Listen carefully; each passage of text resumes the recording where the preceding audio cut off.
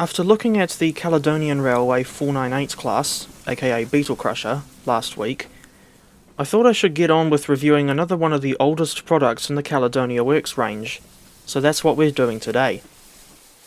Here are my 2 cents on the Caledonian Railway 721 class 440, also known as the Dunalastair 1. The 721 class was originally released in July 2018. She's still available on CW's website for £15, or around 33 New Zealand dollars, at full price.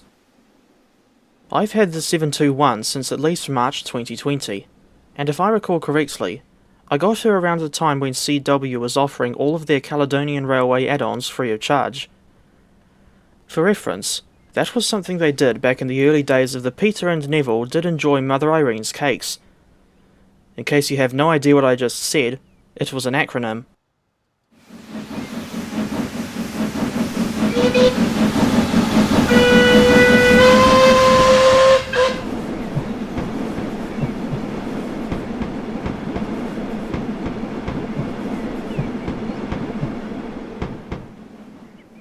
Due to its age, and not having been updated for a long time, the Dunalastair 1 pack doesn't have a .exe installer.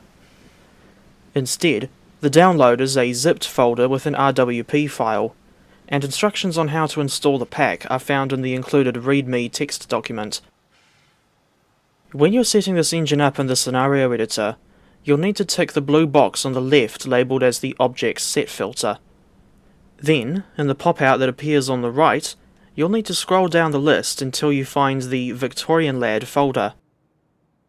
Then tick the middle box across from where it says VL_CR721, and then the locomotives can be selected from the rolling stock list on the left.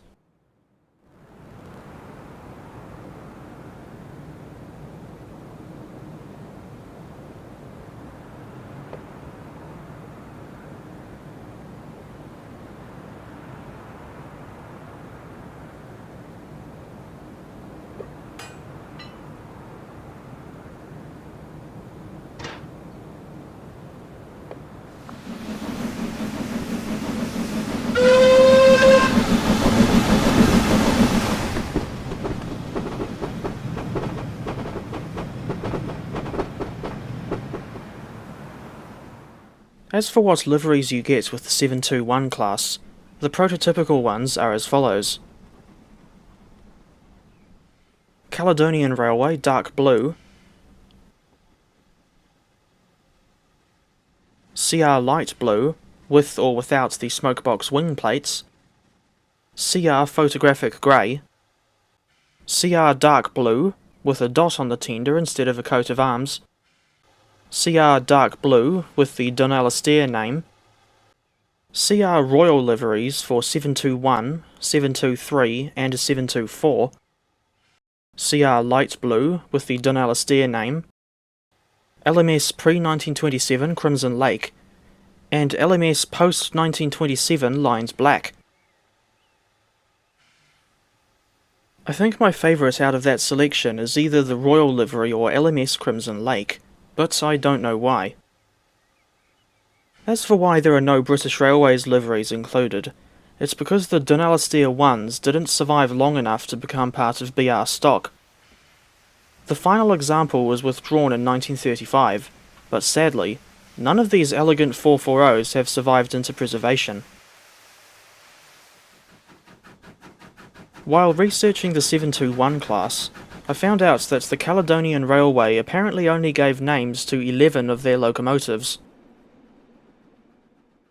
3 of them were Dunalastair 1s, with the specific class members being 721 Dunalastair, 723 Victoria, and 724 Jubilee.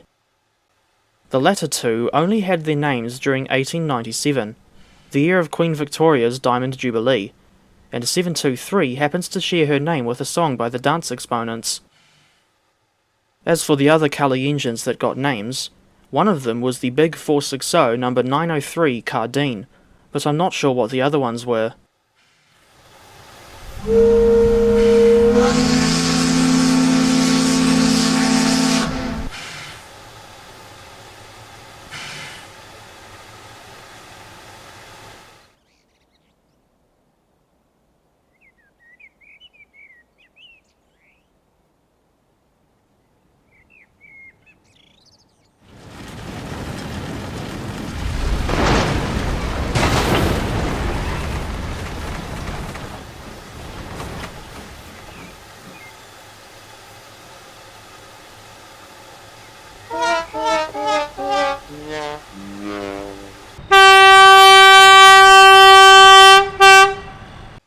Something I noticed with a different Caledonian engine, specifically the 600 class, was the textures looking distinctly different from CW's more recent models, especially the Caledonian Railway locomotives.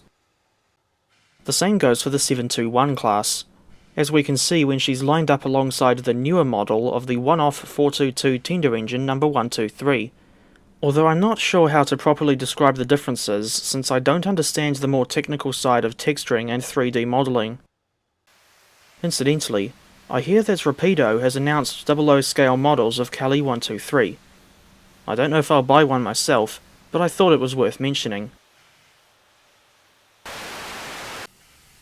As for features, those on the 721 are not as advanced as more recent CW products, such as the London, Brighton and South Coast Railway G-Class 060 tender engine. But what you have got is by no means a bad selection, even for an add-on this old. The Dunalastair 1's list of features includes, but is not limited to, advanced particle effects, performance mode, which is toggled on or off by pressing Shift P, fully animated inside valve gear, numerous cab camera views,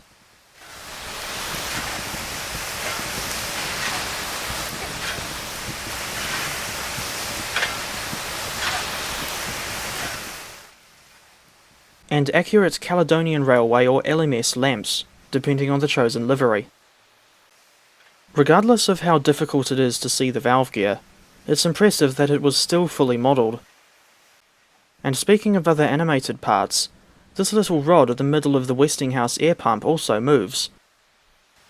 Back on the footplate, you can find two small details above the firebox in the form of a flask of tea and a smoking pipe, although it's quite hard to make out the latter, even for me. Much like the 600 class 080, the 721's head codes can be cycled through by holding H or Shift H, complete with pop-ups in the top right telling you what type of service each head code is for. Curiously, only one head code option seems to work on the LMS liveries, but they're all fine on the Caledonian liveries. On the newer CW engines, you would press J to open or close the ejector.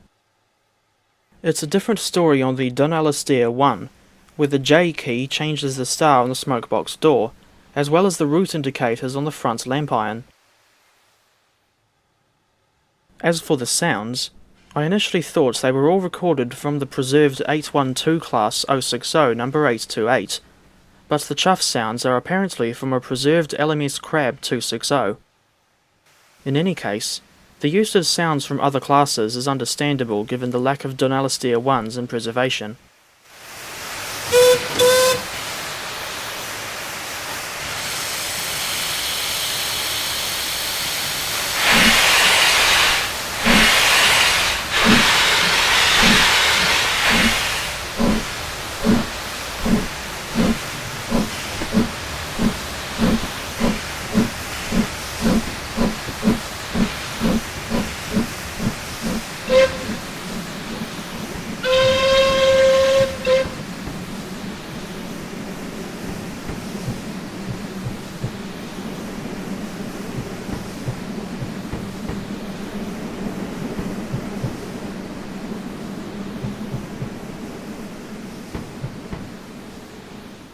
As I discussed in my review of the Caledonian Railway 600 class, engines from this company need to be driven in a slightly different way from other UK steamers.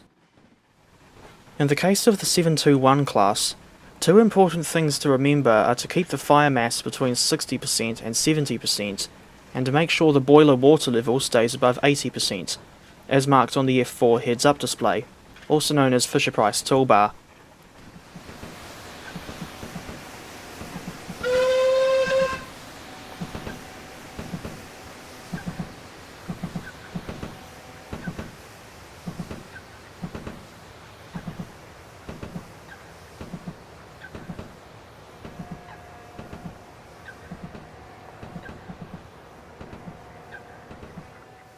As for how to get the engine going from a standing start, the manual says to have the cylinder drains open by pressing C, and setting the reverser to full cutoff by holding down W.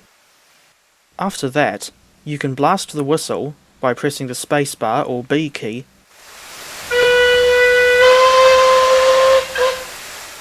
then open the regulator to around 50% by pressing A.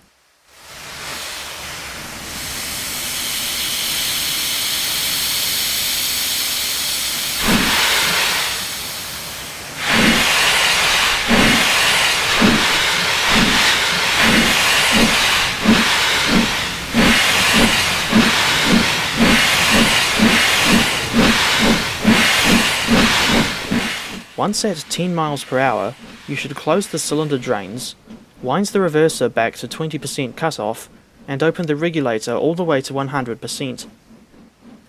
For running above 30 miles per hour on flat terrain, you should set the reverser to 40% cutoff and the regulator to between 50 and 58%. Once you've got the hang of the somewhat unusual driving technique, the 721 class can be a pleasure to drive, but it's quite easy to end up with the safety valves blowing off all the time. With driving wheels 1.98 meters in diameter, this design is better suited to hauling passenger trains. And during my tests for this review, I got one of these engines up to an impressive 85 miles per hour. There aren't many downsides to the Dunalastair 1 pack that I can think of, but one of them is the lack of a modified variant of number 724 depicting how she looked in 1912, when she was experimentally converted to burn oil instead of coal. Although the range of cab camera views is decent, there's no position that lets you look down at the inside valve gear. I also noticed the lack of water in the gauge glasses, and due to the less advanced scripting, this engine doesn't have a functioning reverser lock.